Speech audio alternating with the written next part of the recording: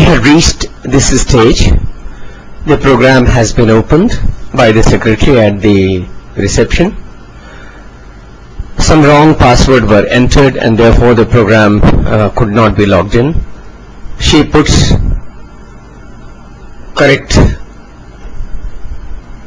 password now and enters them, and you can see opening your sheet. It says, and a sheet is opened of the last patient seen. Her name, address, etc. are there, but this is not of our concern. This was the last patient. Like to show you that here is a button for making a new record. This is the reception of the clinic. New patient has come and she will like to now start data entry on a new case sheet. So let us have the new case sheet. She clicks new case sheet and the program just wants, are you really sure you want to start a new case sheet? The logic of this is that the program doesn't permit you to delete records, and therefore if you are just playing with the software and unnecessarily making a record, it will remind you that whatever you make becomes part of the record. It's a legal requirement almost, and therefore you will have to say yes, otherwise you just close the program and leave it. Here we are serious. The patient has come. We do want a fresh record to be created. So the secretary clicks yes, and you can see the first page of electronic case sheet is in front of you.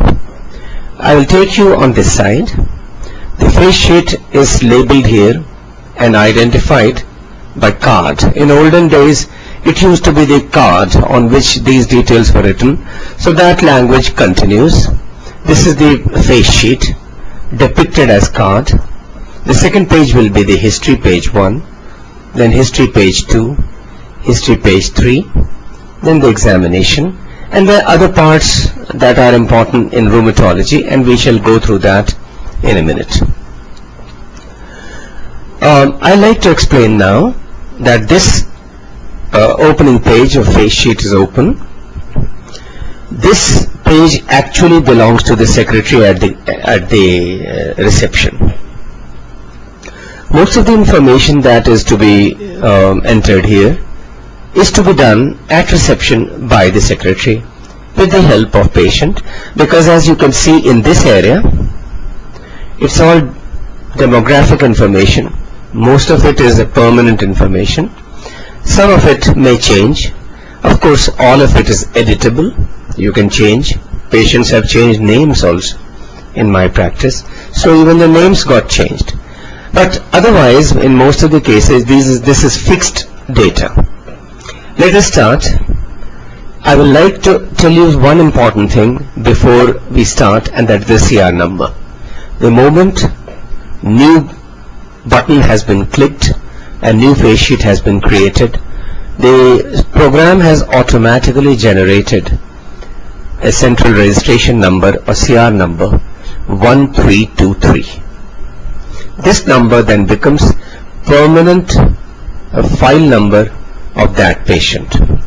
And the moment you enter that, the file can be opened without much problem. Of course, you can access the case sheet later on with her name also, and that's a little more time consuming. If you just put the number here in one click, it opens up. Anyway, let us now start entering the information. Here is the name and the suffix, Mr., Miss, Mrs., Master, blinking cursor right there, to date of birth. If the secretary enters the date of birth, it will automatically take you to the age today. And the age today, I have kept it, my option was years. You can make it very accurate, year, month and day, hours or seconds, whatever you want. Year is usually a practice that we follow. Let us enter, the secretary will enter the date of birth, and it is the standard format of date, month and year. The date, for example, is 9th May 1965. So let us enter that. 09/05/1965.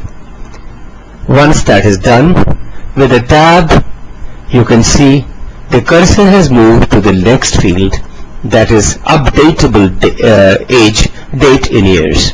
And this is automatic. Every time the program, this file is opened, depending upon what date is that, it will state the nearest whole numbers of years of that patient. That done, with a tab, the cursor now moves to gender.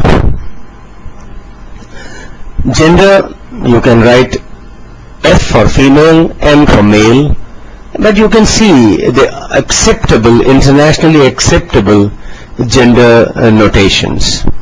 And you can click it here and choose. So she is a female, and I chose that. And with a tab, it moves to the next field of address, and you just enter the address, say 123 apartment number 123, colony or building 7, 8, 9, or whatever name, and the area is, let us write down the area where I live in Delhi, Vasant Kunj. That done, with a tab you go to the next column. You see the next column is city, but the moment you go on that, it helps you, and here is an M. I will spend a few seconds to explain this M, because this will occur repeatedly. M is indicative of, this button indicates master table. Master table has master information, and this table is upgraded.